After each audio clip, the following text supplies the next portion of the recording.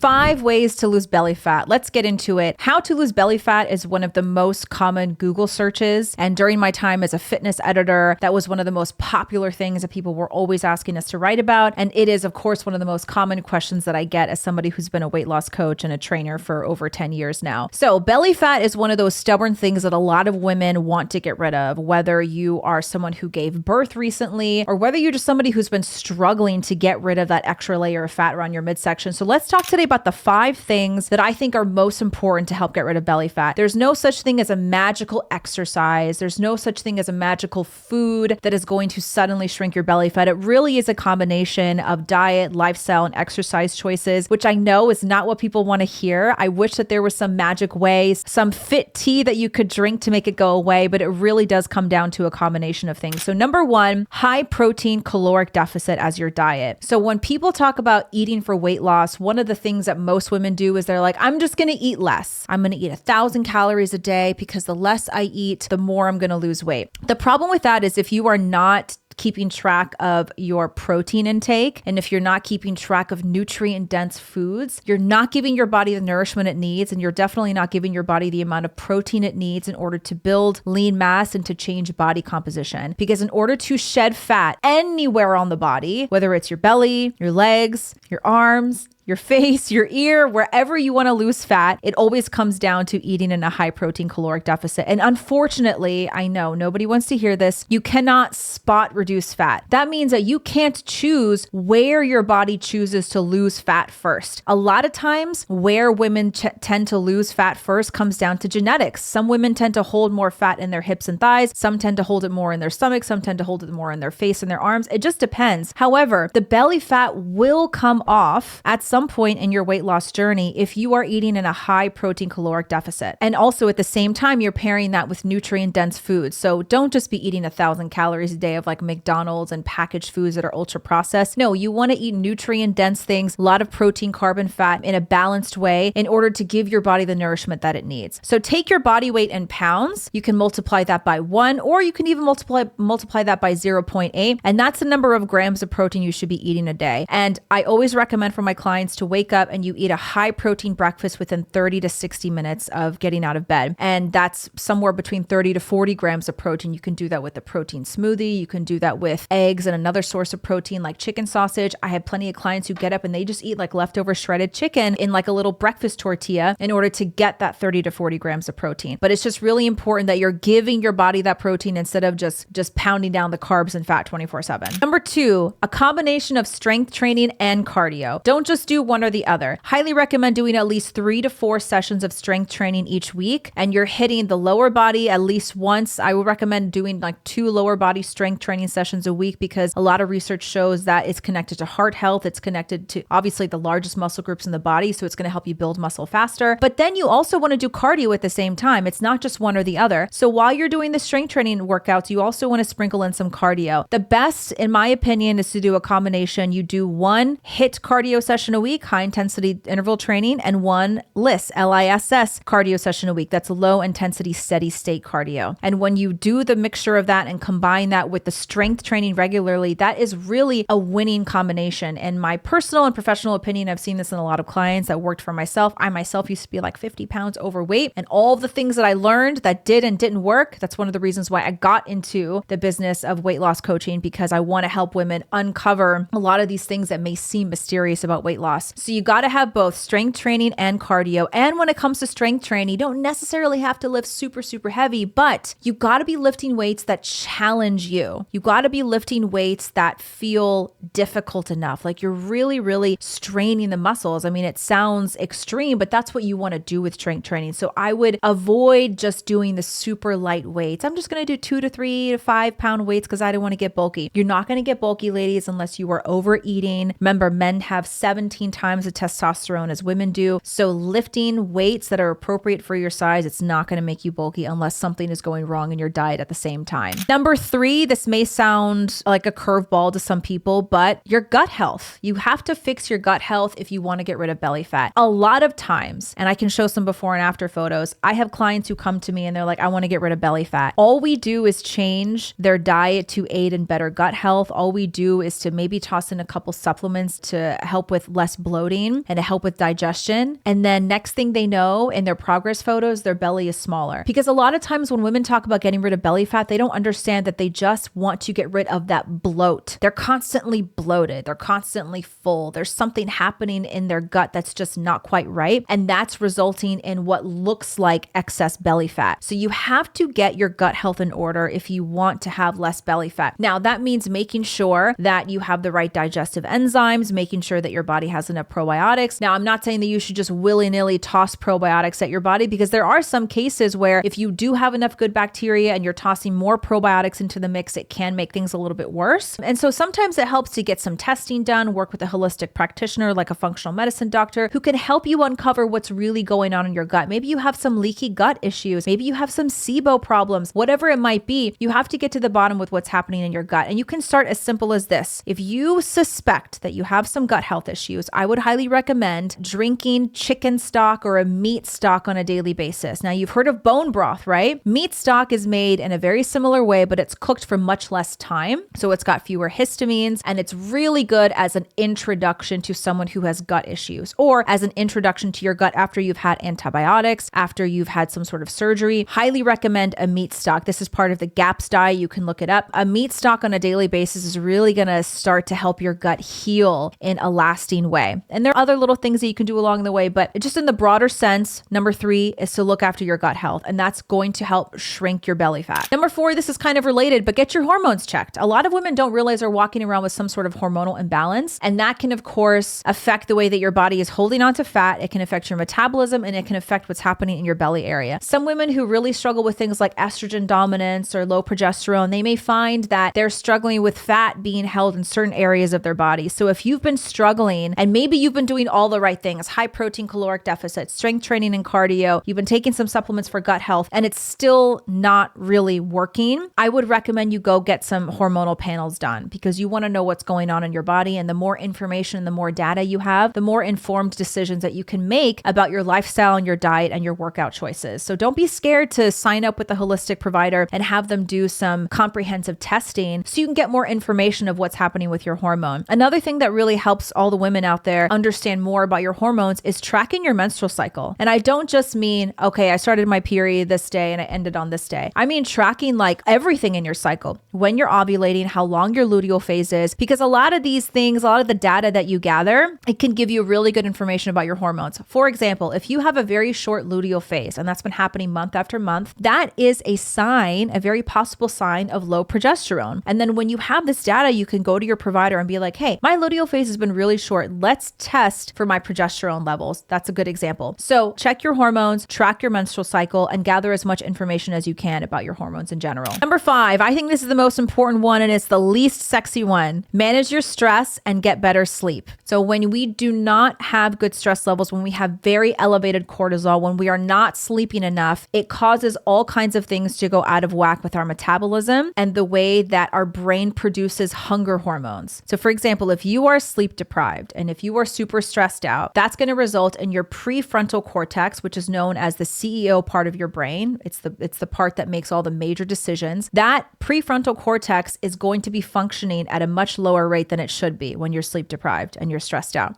At the same time, sleep deprivation lights up the amygdala, which is the deep emotional center of your brain, which is very heavily connected to overeating, emotional eating. So that combination can be quite lethal when it comes to eating well, making the right decisions. And then on top of that, you know what else is thrown into the mix? When you're sleep deprived, your hunger hormones, especially a hunger hormone called ghrelin, is significantly elevated. That's the perfect storm to just suddenly make bad choices with your diet that you wouldn't make otherwise if you were well rested and if you had stress under control. So don't ever underestimate the power of doing daily stress reduction exercises, whether it's like breath work or meditation or prayer, or you're going into the sauna on a regular basis to really like sweat it out and to detox and get good sleep. Have a good bedtime routine. Don't just be scrolling through your phone until 11 o'clock or midnight and wasting that precious time that you could be sleeping. And remember, the first few hours of the night is when you get that deep sleep, which is your hormone building sleep. So have a good bedtime routine, have an environment in your bed that you love, fresh sheets, clean your sheets 2 to 3 times a week,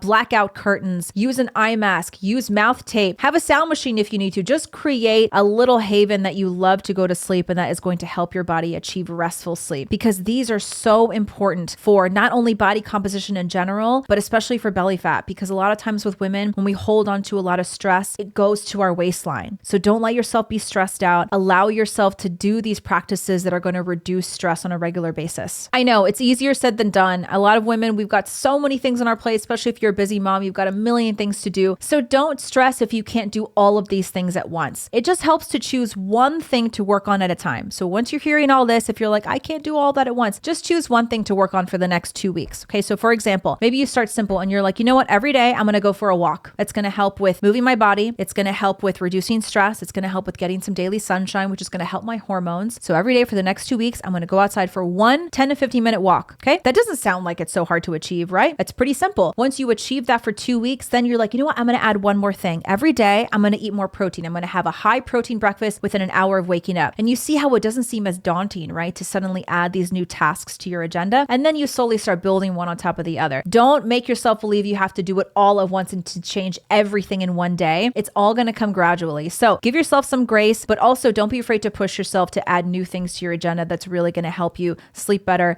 reduce stress, and reduce belly fat at the end of the day. If you guys have any questions or any comments about things that have helped you reduce belly fat, don't be afraid to leave them in the comment section. I want to hear from you. Let me know if there's another topic that you guys want me to cover when it comes to health, wellness, weight loss, postpartum health. Don't forget to like and subscribe to my channel. Share the video if it was useful to you, and we'll see you guys on the next one.